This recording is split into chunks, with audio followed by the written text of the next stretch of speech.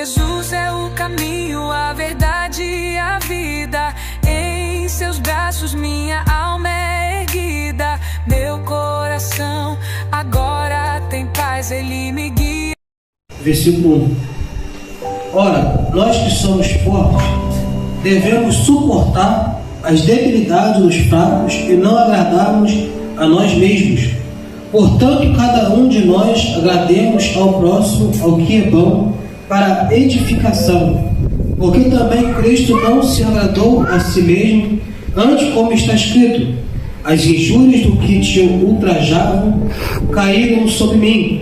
Pois tudo quanto outrora foi escrito, para o nosso ensino foi escrito, a fim de que pela paciência e pela consolação das Escrituras tenhamos esperança.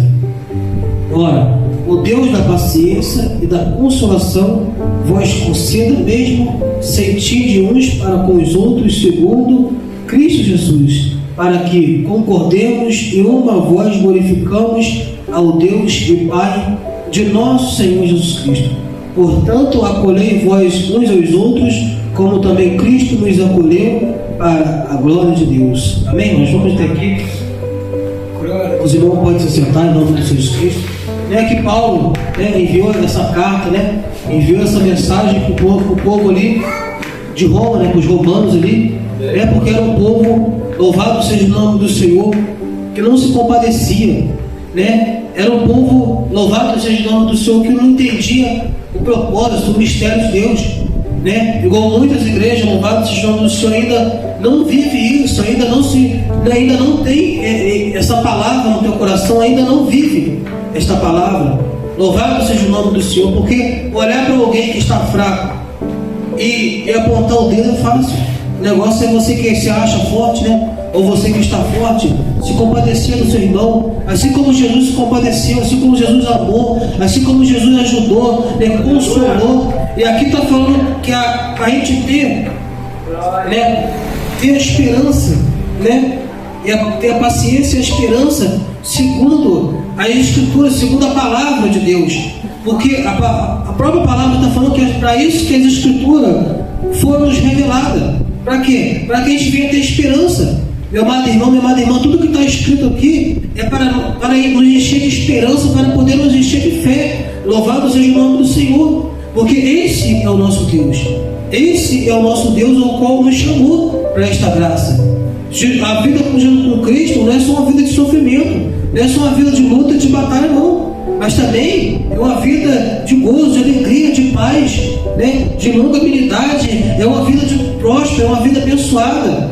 Louvado seja o nome do Senhor. Só que muitos só olham para o lado da luta, para o lado da batalha, só olham para o lado das aflições.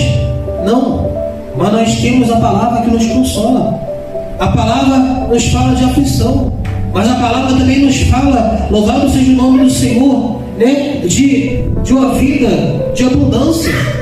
A palavra também nos fala, louvado seja o nome do Senhor, de justiça, mas também nos fala de consolação. O Espírito Consolador, o Espírito Santo, qual está sobre a nossa vida, como está sobre a tua vida.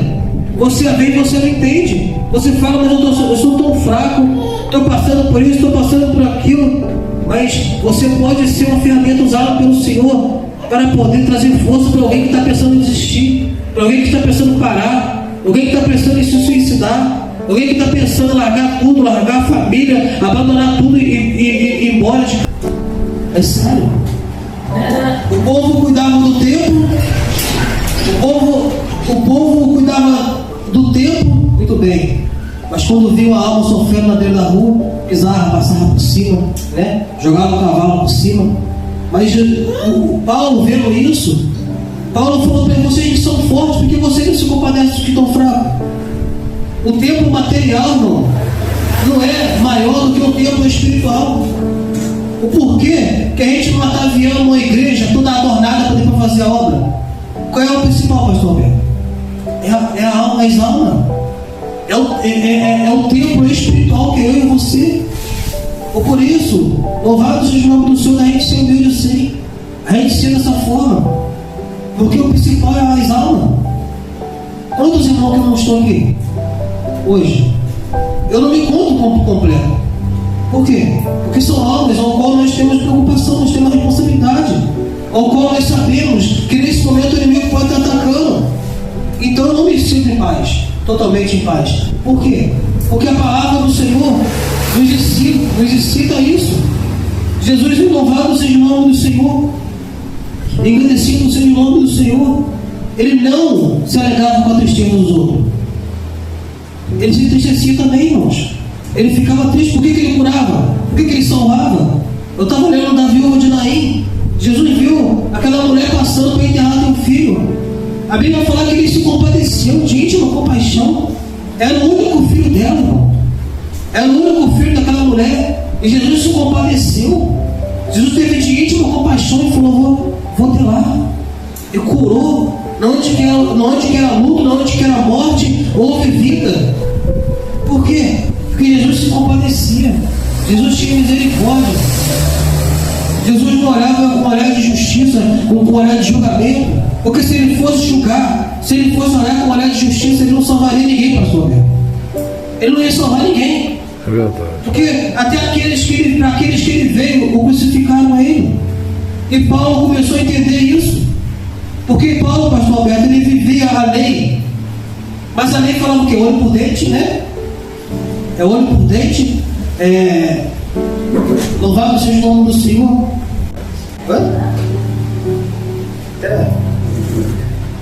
Era assim, dessa forma, irmãos. É dessa forma, bateu, levou.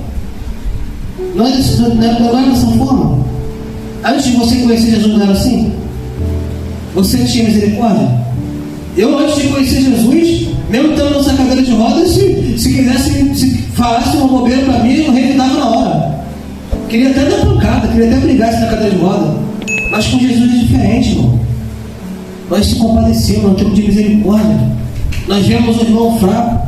Às vezes a pessoa não está precisando de compra, não está precisando de dinheiro. Às vezes a pessoa não está precisando de bens materiais, mas ela está precisando de uma palavra, pastor Beto. Ela sabe que ela é importante. Ela sabia que naquela situação que ela está, ela pode sair. Um dia falaram isso para mim: você é importante para Jesus. Um dia falaram para mim: glória a Deus. Você pode ser diferente, você pode sair dessa situação. E ali, meu coração encheu de alegria, porque para mim já era o fim. Para mim já não existia mais uma vida. Mas quando eu conheci Jesus, eu tive um encontro com Jesus. Quando eu conheci o servo e a serva do Senhor, eu pude ver que tinha vida em mim. É isso que Paulo está falando aqui. É isso que Paulo está falando para mim e para você. Quando eu conheci a palavra de Deus, eu pude ver que aquele ao qual foi largado, foi abandonado pelo ser humano, não foi abandonado por Deus, pastor Alberto. Porque tem uma história bíblica parecida com a minha. De quem? Mefibosete, né? Parecida com a minha. Eu estava igual mesmo Mefibosete, irmão. Depois que minhas pernas pararam de funcionar, eu fui jogado no esquecimento. Ou a pessoa olhava para mim com um olhar de rejeição, como que tudo já tinha acabado. Estava na terra do esquecimento, nas drogas, na bebida, no meio da mal companhia. Estava na terra do esquecimento. Mas por que Paulo está falando aqui? Para a gente ter a consolação das Escrituras. Quando eu conheci a Escritura, a palavra de Deus, a minha vida mudou, minha vida transformou, porque houve esperança em mim. Eu pude crer. Mefibosete estava na terra do esquecimento, né? Mas quando, louvado seja o nome do Senhor, houve uma promessa, né? Que quando há uma promessa, pastor Alberto, porque é isso que as pessoas não entendem do ungido de Deus. Quando o ungido de Deus promete uma coisa, usando o nome do Senhor, acontece, irmão. Louvado, Deus tinha prometido alguma coisa para Jonathan? Não. Para Mefibosete, não. Mas quem prometeu foi Davi era o ungido de Deus. Então, o homem de Deus prometeu e Deus veio a cumprir a palavra dele. Então, quando eu olho para a Escritura, segundo Paulo está falando aqui, para a gente ter a consolação das Escrituras, para isso que a Bíblia, é para isso que a Bíblia existe, para a gente buscar nela. A nossa fé vem para ouvir o quê? A palavra de Deus. A fé não vem para ouvir eu falar, vem para ouvir a palavra de Deus. Se eu estiver falando aqui, não tiver a palavra de Deus, não tem fé, não tem nada. Então, enquanto a vida há esperança, irmão. Nós somos a minoria para quem olha, mas no mundo espiritual nós somos a maioria. Porque quem está conosco é grande. Quem está comigo com você é o grandão da Galileia. Ele é o Senhor dos exércitos. Se Ele está comigo com você, nós não temos que temer o que Ele pode fazer. A Bíblia fala o que, pastor Beto? Que Deus nos deu o quê? Espírito de ousadia, não de temor. Deus não deu um espírito de temor para a gente, mas de ousadia. O único que nós temos que ter temor a Deus. Não temos que temer a circunstância. Não temos que temer o inimigo que se levanta contra a nossa vida. Amém, irmãos?